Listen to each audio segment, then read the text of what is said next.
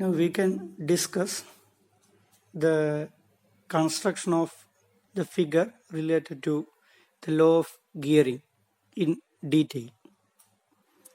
Here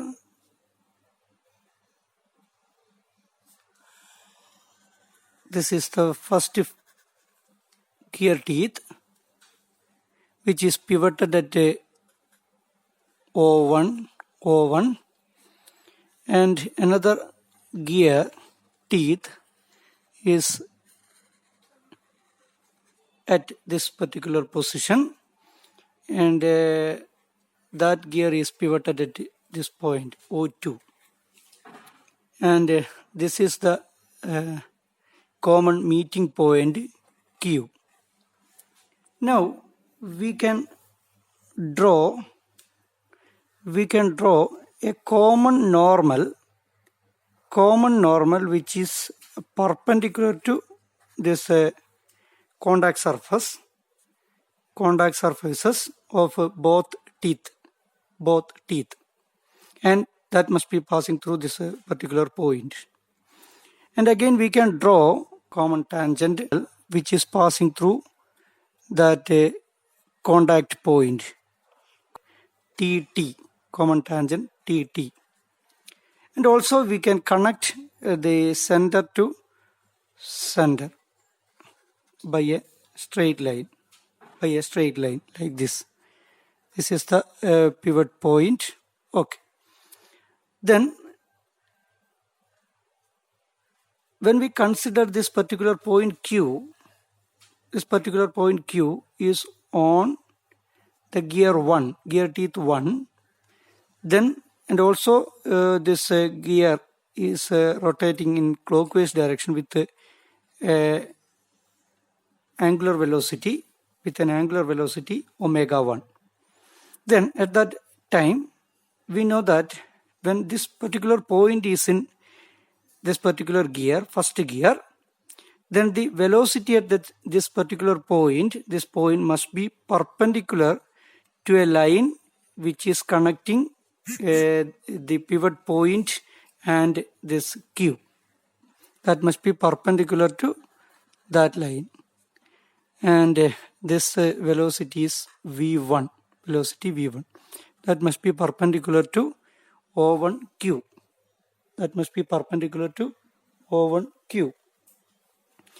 Then if the same point Q is on gear teeth 2, then the velocity of the same point must be perpendicular to a line joining O2 and Q. And the velocity of this particular point Q, while that point is on gear teeth 2, then that the velocity of Q must be perpendicular to line O2Q. This is the velocity V2. Then we can construct a normal to this common normal from O1 and O2. We can construct a line which is perpendicular to this common normal which is passing through O1, like this. This one perpendicular, and this point is M. Similarly, we can construct a line like this, which is perpendicular to this common normal, and this meeting point is equal to N. That meeting point is equal to N. When this angle is equal to alpha, this angle means angle between O1M and O1Q is equal to alpha, then the angle between same MN and a line which is perpendicular to O1Q. That line is the line of action of V1. If this angle is equal to alpha, then automatically this angle must be equal to alpha. Similarly, the angle between the angle between this the meeting point of O2Q and this perpendicular line, which is perpendicular to common normal, that total angle is equal to beta. That total angle is equal to beta. Then the angle between this common normal, which is perpendicular to O2N, and the line which is perpendicular to O2Q, that means the direction of V2. Then this angle is equal to, this total angle must be equal to beta. If this angle is equal to beta, then this angle must be equal to beta. Now we can move on to law of gearing. For the teeth to remain in contact, the components of velocities v1 and v2 along the common normal mn must be equal. That means the component of v1 along common normal mn is equal to v1 cos alpha. Then component of v2 along this common normal is equal to v2 cos beta. Then for the teeth to remain in contact, the components of velocities of v1 and v2 along the common normal mn must be equal. That means v1 cos alpha must be equal to v2 cos beta. v1 cos alpha must be equal to v2 cos beta. Here, from the right angle triangle O1MQ, from right angle triangle O1MQ, cos alpha is equal to adjacent side means O1M divided by hypotenuse is equal to O1Q. Similarly, from right angle triangle O2NQ, cos beta is equal to adjacent side O2N divided by hypotenuse O2Q. Then we can substitute these two values in this equation. Then v1 into O1M divided by O1Q is equal to v2 into O2N divided by O2Q. Then if this particular gear 1 rotates clockwise direction with an angular velocity omega 1, then the velocity of this particular point when that point is lying on this particular gear, this first gear, then that velocity must be equal to omega 1 into O1Q. v1 is equal to omega 1 into O1Q. Similarly, at the same time when this gear rotates clockwise, then this one must rotate anti-clockwise direction. With omega 2. Then the velocity of Q, same Q, when that point lying on second gear, the velocity of Q with respect to O2 is equal to omega 2 into O2Q. It is equal to omega 2 into O2Q. Then we can substitute these two values in this particular equation. Omega 1 into O1Q into O1M divided by O1Q is equal to V2. We can substitute the value of V2 as omega 2 into O2Q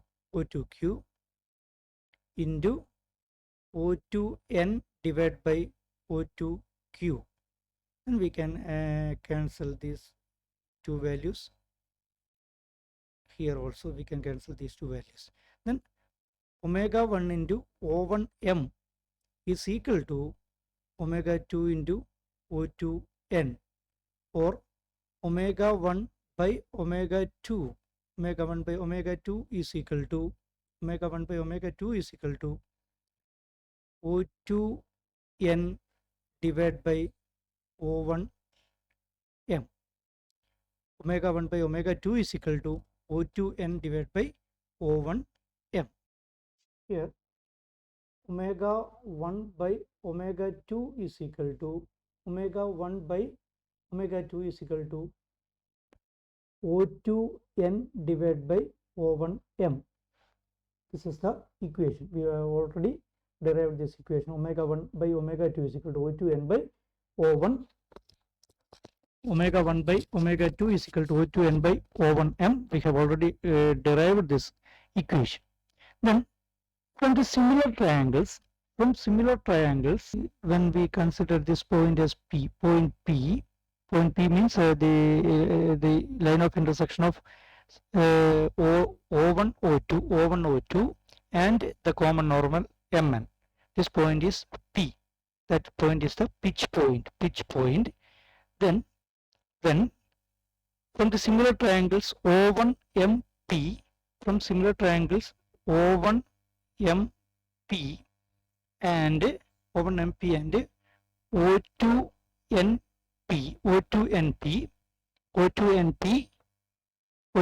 because these are on the same line, and this angle is equal to 90 degree, this angle is equal to 90 degree, and again the bases are also on the same straight line.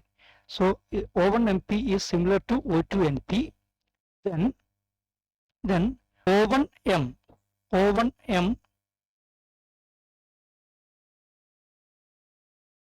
divided by O1M divided by O2N. O2N is equal to O1P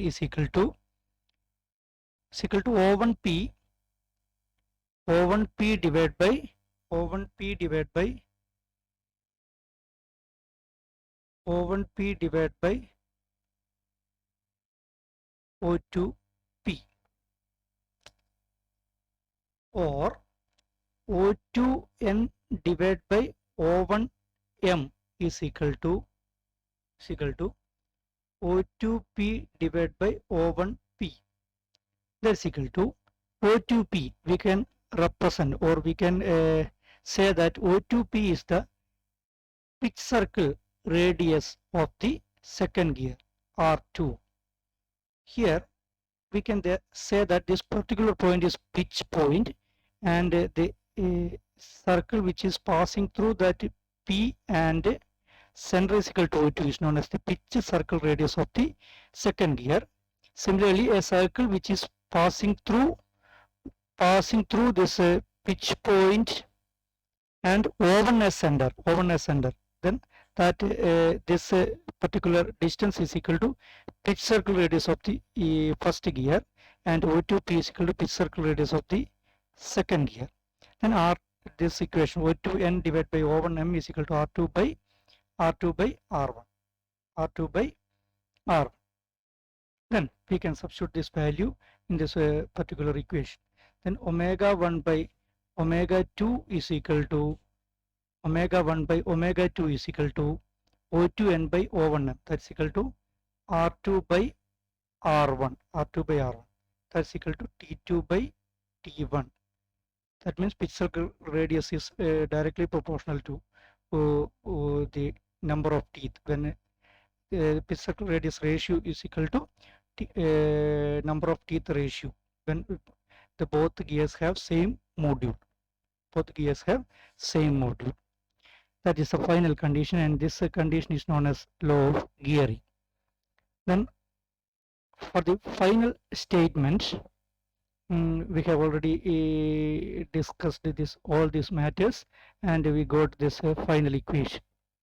Then in other words, the common normal at the point of contact between a pair of teeth must always pass through the pitch point. This is the fundamental condition which must be satisfied while designing the profile for the teeth of gear wheels. It is also known as law of gearing. This portion is known as law of gearing. Here, the common normal at the point of contact between a pair of teeth must always pass through the pitch point.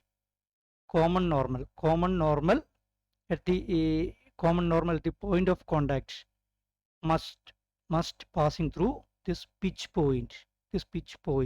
That is the fundamental condition, and that also known as the law of gearing.